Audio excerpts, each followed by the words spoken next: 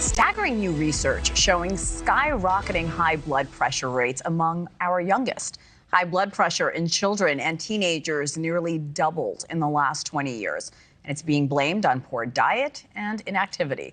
Doctors say hypertension can lead to a long list of health issues, including cardiovascular and kidney diseases. Joining me now is medical expert and nephrologist Dr. Frita Fisher. Dr. Frita, good morning. Welcome. Nice to see you again.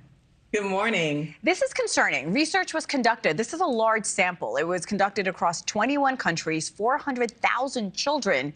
Here in the U.S., the obesity rates far exceeded the rest of the world. What are we doing that's causing such a significant increase, especially comparatively to other nations?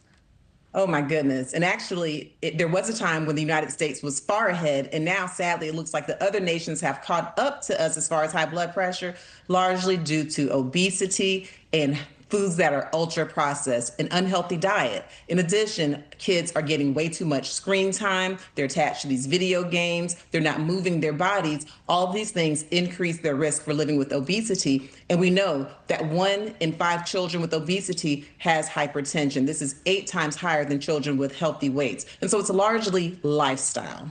8 times higher. I'm looking at the ages here. Research indicated high blood pressure peaked by 14 years old, especially among young boys. What does that data tell you, Doc? It tells you that even though, like when I was a child, we were running around outside till the street lights went off. Now children are sitting down, looking at their smartphones and eating ultra processed foods. It tells us that there's really a place for education. And what's really scary is that 9% of the children in this study had masked hypertension, meaning even if their blood pressure was normal in the doctor's office, it was actually high at home. And so it's really an overwhelming problem, but we do have solutions. What do you tell your patients when it comes to establishing healthy habits at a young age and the solutions that you mentioned?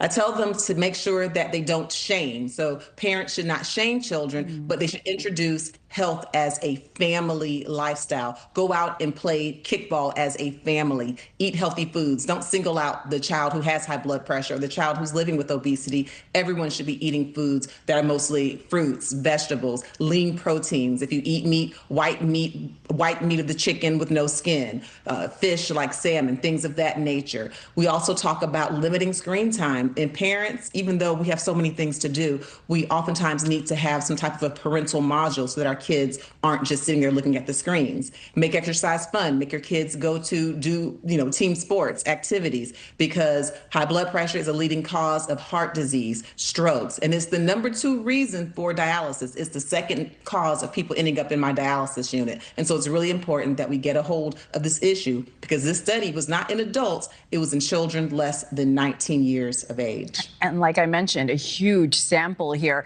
I love that you tell parents not to shame their kids. I have less than a minute, but what do parents tell you? Do they get defensive, or do they want to help? What do they want to do?